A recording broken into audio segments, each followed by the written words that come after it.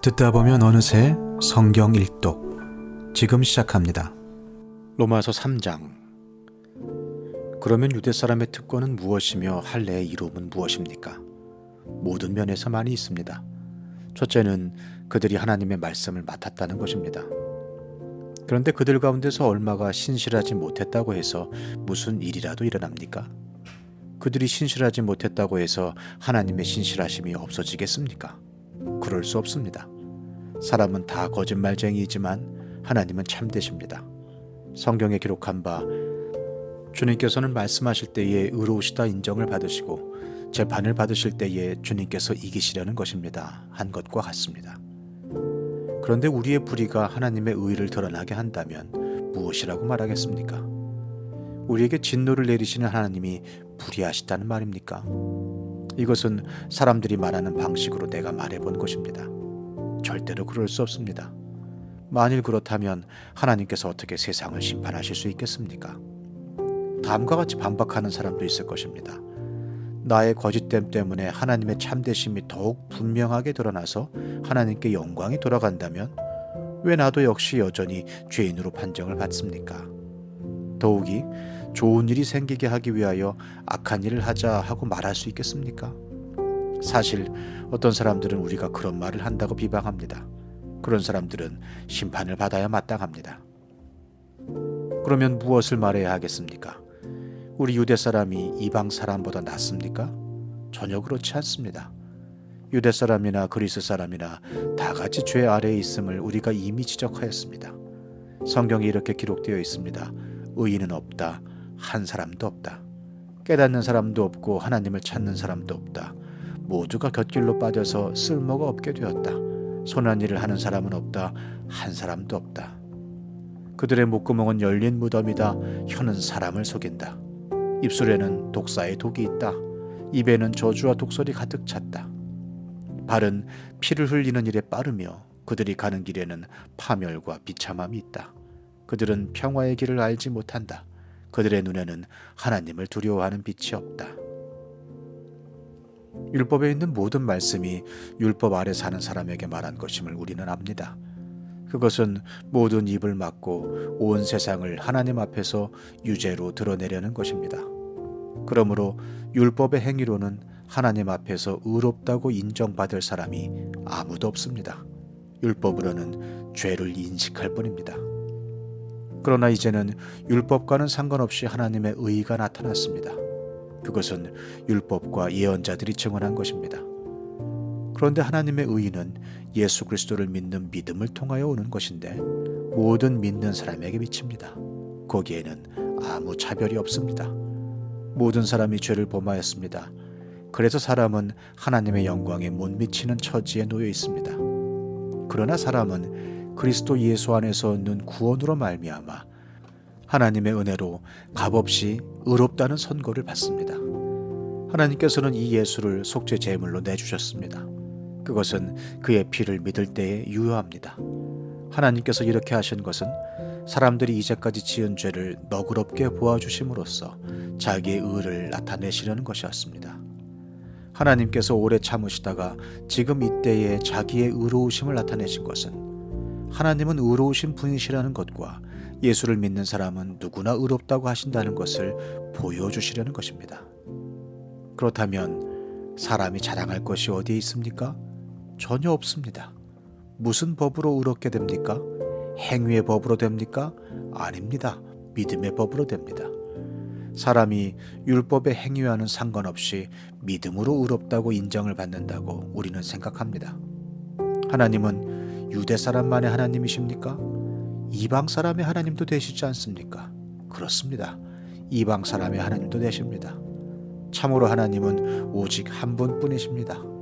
그러므로 하나님께서는 할례를 받은 사람도 믿음을 보시고 의롭다고 하시고 할례를 받지 않은 사람도 믿음을 보시고 의롭다고 하십니다. 그러면 믿음으로 말미암아 우리가 율법을 폐합니까? 그럴 수 없습니다. 도리어 율법을 굳게 세웁니다. 로마서 4장. 그러면 육신상으로 우리의 조상인 아브라함이 무엇을 얻었다고 우리가 말할 수 있겠습니까? 아브라함이 행위로 의롭게 되었더라면 그에게는 자랑할 것이 있었을 것입니다. 그러나 하나님 앞에서는 자랑할 것이 없습니다.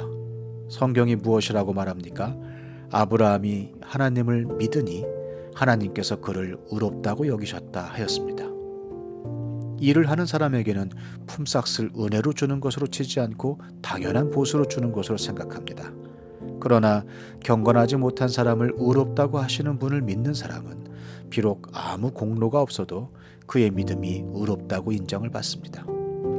그래서 행한 것이 없어도 하나님께서 의롭다고 여겨주시는 사람이 받을 복을 다윗도 다음과 같이 말하였습니다. 하나님께서 잘못을 용서해 주시고 죄를 덮어주신 사람은 복이 있다. 주님께서 죄 없다고 인정해 주실 사람은 복이 있다. 그러면 이러한 복은 할례를 받은 사람에게만 내리는 것입니까? 그렇지 않으면 할례를 받지 않은 사람에게도 내리는 것입니까? 우리는 앞에서 말하기를 하나님께서 아브라함의 믿음을 의로 여기셨다 하였습니다. 그러면 어떻게 아브라함이 그러한 인정을 받았습니까? 그가 할례를 받은 후에 그렇게 되었습니까? 그렇지 않으면 할례를 받기 전에 그렇게 되었습니까? 그것은 할례를 받은 후에 된 일이 아니라 할례를 받기 전에 된 일입니다. 아브라함이 할례라는 표를 받았는데 그것은 그가 할례를 받지 않은 상태에서 이미 얻은 믿음의 의의를 확증하는 것이었습니다. 그래서 그는 할례를 받지 않고도 믿는 모든 사람의 조상이 되었으니 이것은 할례를 받지 않은 사람들도 의롭다는 인정을 받게 하려는 것이었습니다. 또 그는 할례를 받은 사람의 조상이 되기도 하였습니다. 다시 말하면 할례만을 받은 것이 아니라 또한 우리 조상 아브라함이 할례를 받지 않은 상태에서 걸어간 믿음의 발자취를 따라가는 사람들의 조상이 되었습니다. 아브라함이나 그 자손에게 주신 하나님의 약속, 곧 그들이 세상을 물려받을 상속자가 되리라는 것은 율법으로 말미암은 것이 아니라 믿음의 의로 말미암은 것입니다. 율법을 의지하는 사람들이 상속자가 된다면 믿음은 무의미한 것이 되고 약속은 헛된 것이 됩니다. 율법은 진노를 불러옵니다. 율법이 없는 곳에는 범법도 없습니다. 이런 까닭에 이 약속은 믿음에 근거한 것입니다.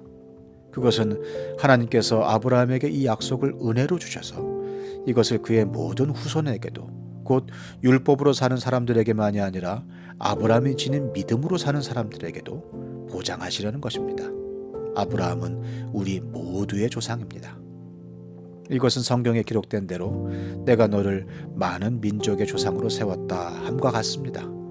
이 약속은 그가 믿은 하나님, 다시 말하면 죽은 사람들을 살리시며 없는 것들을 불러내어 있는 것이 되게 하신 하나님께서 보장하신 것입니다.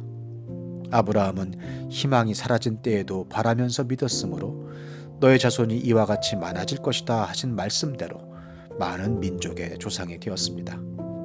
그는 나이가 100세가 되어서 자기 몸이 이미 죽은 것이나 다름없고 또한 사라의 태도 죽은 것이나 다름없는 줄 알면서도 그는 믿음이 약해지지 않았습니다. 그는 하나님의 약속을 믿고 의심하지 않았습니다. 오히려 그는 믿음이 굳세어져서 하나님께 영광을 돌렸습니다. 그는 하나님께서 스스로 약속하신 바를 능히 이루실 것이라고 확신하였습니다. 그래서 하나님께서는 이것을 보시고 그를 의롭다고 여겨주셨습니다.